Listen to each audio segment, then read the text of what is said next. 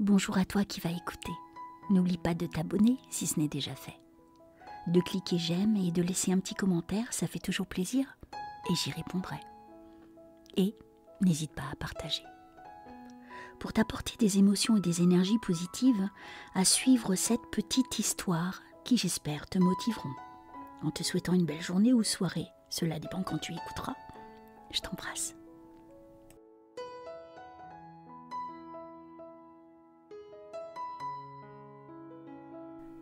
Un jour, apparut un petit trou dans un cocon.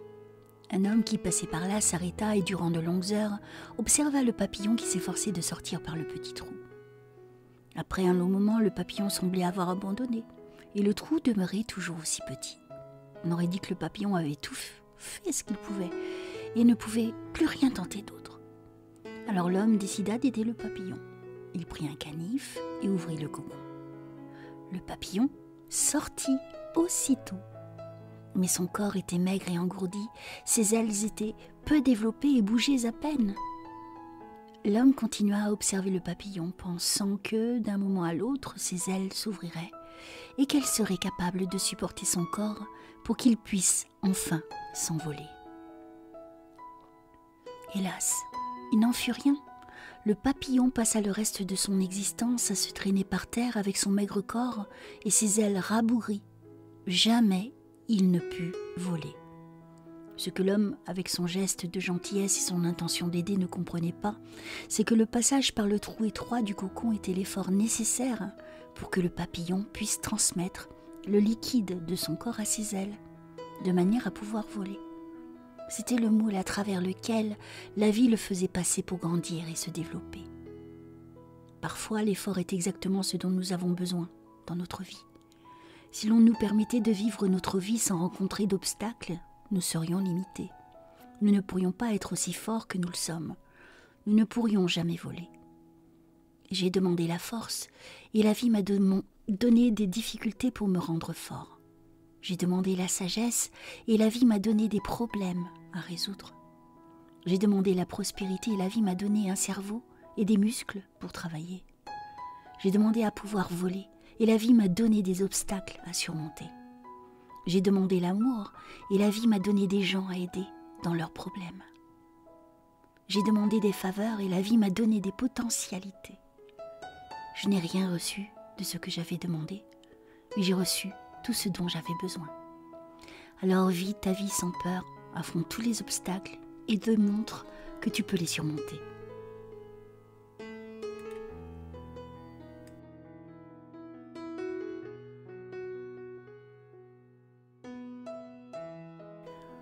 Le banc dans le parc était vide quand je me suis assise pour lire, sous les longues branches broussailleuses d'un vieux saule pleureur. Désillusionnée par la vie, j'étais justifiée de froncer les sourcils, car le monde était résolu à avoir ma peau. Comme si ce n'était pas assez pour gâcher ma journée, un jeune garçon hors d'haleine s'est dirigé vers moi, épuisé d'avoir joué. Il s'est planté devant moi, la tête légèrement penchée, et a dit, tout excité, « Regardez ce que j'ai trouvé !» Dans sa main, il tenait une fleur qui faisait vraiment pitié. Ses pétales étaient flétris, la pluie et la lumière lui ayant manqué. Voulant qu'il prenne sa fleur morte et qu'il retourne jouer, je lui ai fait un mince sourire et je me suis détournée. Au lieu de s'en aller, il s'est assis à mes côtés, a porté la fleur à son nez et a déclaré avec une surprise non dissimulée, « Elle sent bon et elle est belle aussi, c'est pourquoi je l'ai cueillie, c'est pour vous, voici. » La mauvaise herbe était à l'agonie ou déjà morte, ni orangée, ni jaune, ni rouge, ses couleurs étaient fanées. Si je voulais qu'il parte, je devais l'accepter. La main fendue vers la fleur, je dis « Merci, justement ce dont j'ai besoin. » Au lieu de déposer la fleur dans ma main, il l'a tenue en l'air sans raison ou dessein. C'est alors que j'ai remarqué pour la première fois que le garçon à la fleur ne pouvait pas voir, il était aveugle. J'ai entendu ma voix frémissante et des larmes ont coulé de mes yeux en le remerciant d'avoir choisi ce qu'il y avait de mieux. Il a répondu « De rien !» Il souriait et est retourné à ses jeux sans savoir qu'il avait transformé ma peine en jour radieux. Je me suis demandé comment il avait pu apercevoir une femme sous un vieux saule en plein apitoiement. comment avait-il senti ma détresse complaisante? Sans doute était-il béni de voir la vérité avec les yeux du cœur. Par les yeux d'une enfant aveugle, j'ai enfin pu voir que c'était moi et non le monde qui broyait du noir. Parce que j'avais si souvent moi-même ignoré la beauté, j'ai juré de voir la beauté dans la vie et d'apprécier chaque seconde qui me serait donnée. J'ai porté la fleur fanée à mon nez et j'ai senti le parfum d'une magnifique rose. J'ai souri en voyant ce jeune garçon, une mauvaise herbe dans la main, s'apprêter à changer la vie d'un vieil homme sans soupçon.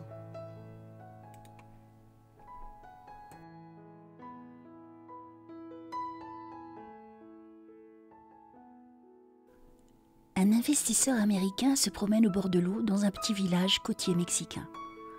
Un bateau rentre au port contenant plusieurs thons. L'Américain complimente le pêcheur mexicain sur la qualité de ses poissons et lui demande combien de temps il lui a fallu pour les capturer. « Pas très longtemps, répondit le Mexicain. « Mais alors, pourquoi n'êtes-vous pas resté en mer plus longtemps pour en attraper plus ?» demande le banquier. Le médecin répond que ces quelques poissons suffiront à subvenir aux besoins de sa famille. L'Américain demande alors « Mais que faites-vous le reste du temps ?»« Je fais la grasse matinée, je pêche un peu, je joue avec mes enfants, je fais la sieste avec ma femme. Le soir, je vais au village voir mes amis, nous buvons du vin et jouons de la guitare. J'ai une vie bien remplie. » L'Américain l'interrompt. « J'ai un MBA de l'université de Harvard et je peux vous aider. Vous devriez commencer par pêcher plus longtemps. Avec les bénéfices dégagés, vous pourriez acheter un plus gros bateau. Avec l'argent que vous rapporterez ce bateau, vous pourriez en acheter un deuxième et ainsi de suite jusqu'à ce que vous possédiez une flotte de chalutiers. Au lieu de vendre vos poissons à un intermédiaire, vous pourriez négocier directement avec l'usine et même ouvrir votre propre usine. Vous pourriez alors quitter votre petit village pour Mexico City, Los Angeles, puis peut-être New York, d'où vous dirigeriez toutes vos affaires. » Le Mexicain demande alors « Combien de temps cela prendra-t-il » ? « 15 à 20 ans, répond le banquier. « Et après ?»« Après, c'est là que ça devient intéressant, répond l'Américain en riant. Quand le moment sera venu, vous pourrez introduire votre société en bourse et vous gagnerez des millions. 10 millions ? Mais après ? Après, vous pourrez prendre votre retraite, habiter dans un petit village côtier, faire la grasse matinée, jouer avec vos enfants, pêcher un peu, faire la sieste avec votre femme et passer vos soirées à boire et à jouer de la guitare avec vos amis. »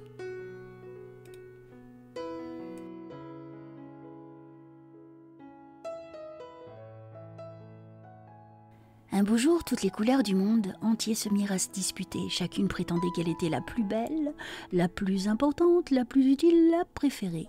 Elles se vantaient à haute voix, chacune étant bien convaincue d'être la meilleure. Le bruit de leur querelle s'enfla de plus en plus. Soudain, un éclair d'une lumière aveuglante apparut dans le ciel, accompagné de roulements de tonnerre. La pluie commença à tomber à torrents sans discontinuer. Effrayées, toutes les couleurs se tapirent et se rapprochèrent pour chercher un abri les unes près des autres. La pluie prit la parole. « Stupide créature qui vous battez entre vous, chacune essayant de dominer l'autre, ne savez-vous pas que c'est le grand esprit qui vous a faites toutes, chacune dans un but particulier, unique et différente ? Il aime chacune d'entre vous, il a besoin de vous toutes. Joignez vos mains et venez à moi. Il va vous étendre à travers le ciel en un magnifique arc-en-ciel pour vous montrer qu'il vous aime toutes, que vous pouvez vivre ensemble en paix, comme une promesse qu'il est avec vous et comme un signe d'espérance pour demain. Ainsi, chaque fois que le grand esprit envoie une pluie pour laver le monde, il place l'arc-en-ciel dans son ciel. Et quand nous l'apercevons, nous devrions nous rappeler qu'il veut que nous sachions nous aussi, nous apprécier les uns les autres et le louer de notre merveilleuse complémentarité.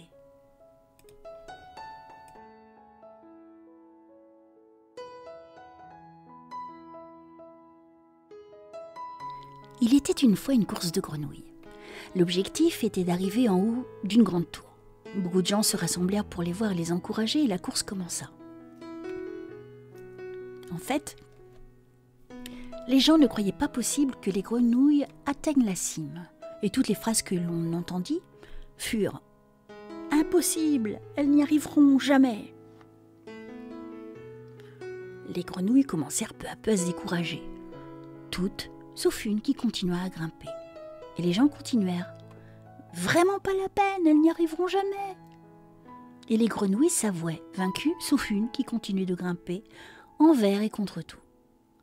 À la fin, tout abandonnèrent sauf cette grenouille qui, seule et au prix d'un énorme effort, atteignit la cime. Les autres, stupéfaites, voulurent savoir comment elle avait réussi. L'une d'entre elles s'approcha pour lui demander comment elle avait réussi l'épreuve, et elle découvrit qu'elle était sourde. N'écoute donc pas alors les personnes qui ont l'habitude d'être négatives, car elles volent les meilleurs espoirs de ton cœur. Rappelle-toi du pouvoir qu'ont les mots que tu entends ou que tu lis. Sois toujours positive. Sois toujours sourd ou sourde quand quelqu'un te dit que tu ne peux pas réaliser tes rêves.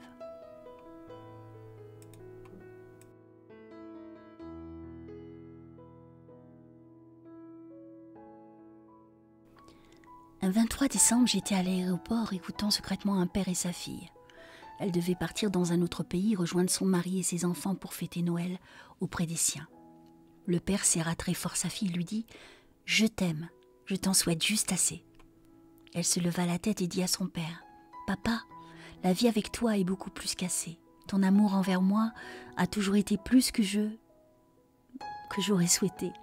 Je t'en souhaite juste assez aussi, papa. » Ils s'embrassèrent, puis elle partit. Il marchait le long des vitres tout près d'où j'étais, regardant sa fille disparaître au loin. Je pouvais voir dans son visage qu'il n'avait qu'une envie, c'était de pleurer. Je ne voulais pas m'introduire dans sa vie privée, mais il me regarda, puis il me dit « N'avez-vous jamais eu à dire au revoir à quelqu'un, en sachant que ce serait la dernière fois ?» « Oui, lui ai-je dit. »« Pardonnez ma question, mais pourquoi ? C'est un ultime au revoir, lui demandai-je. » C'est alors qu'il me regarda d'un air triste et dit « Je suis vieux et elle demeure trop loin.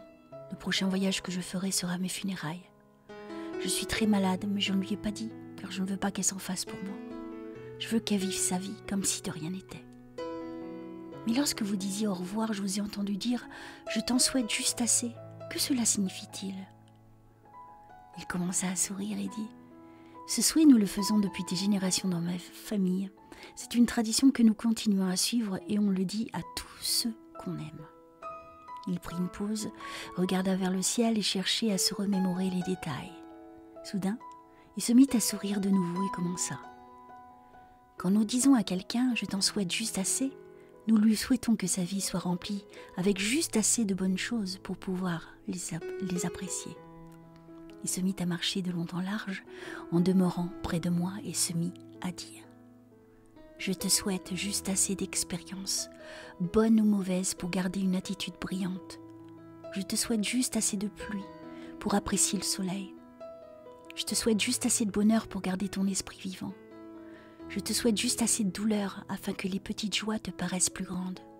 Je te souhaite juste assez d'argent pour satisfaire tes besoins et ainsi tu apprécieras les surplus.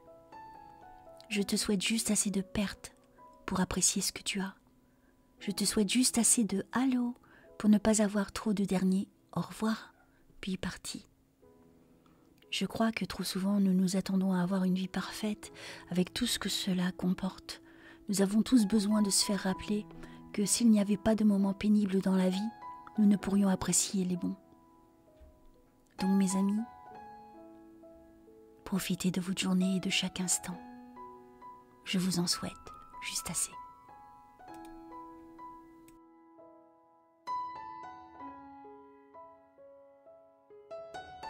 Un vieil homme était sur le point de mourir. Avant de quitter notre monde pour l'au-delà, il a décidé de donner une dernière leçon aux membres de sa famille qui étaient réunis à son chevet. Il leur a dit ceci. « Quand j'étais jeune et libre et doté d'une imagination sans limite, je rêvais de changer le monde. Devenu plus sage avec les années, j'ai compris que le monde ne changerait pas. Alors j'ai réduit quelque peu mes visées et j'ai décidé de transformer seulement mon pays. Mais lui aussi semble immuable. En approchant de la vieillesse, dans une suprême et désespérée tentative, j'ai décidé de ne penser qu'à changer ma famille, ceux dont j'étais le plus proche. Hélas, vous n'avez rien voulu entendre, vous non plus. Et maintenant, étendu sur mon lit de mort, je comprends soudain. Si seulement je m'étais changé moi-même. Alors à mon exemple, vous auriez également changé. Et grâce à vos actions, vous auriez inspiré d'autres personnes à trouver la force et le courage d'améliorer notre pays et qui sait, peut-être même de changer le monde. N'essayez pas de changer le monde, commencez par vous-même. Beaucoup de gens essaient de changer les gens qui sont dans leur entourage. Il s'agit en fait d'une tâche quasi impossible. Si seulement ces personnes essayaient de se transformer elles-mêmes, elles comprendraient à quel point cette transformation est difficile. Le premier changement doit toujours venir de soi et à notre exemple, les autres changeront également.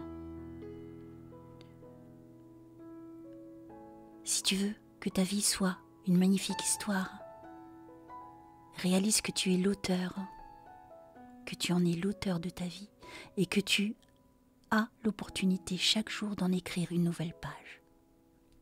Avant d'essayer de vouloir conquérir le monde, commence donc par faire conquête de toi-même.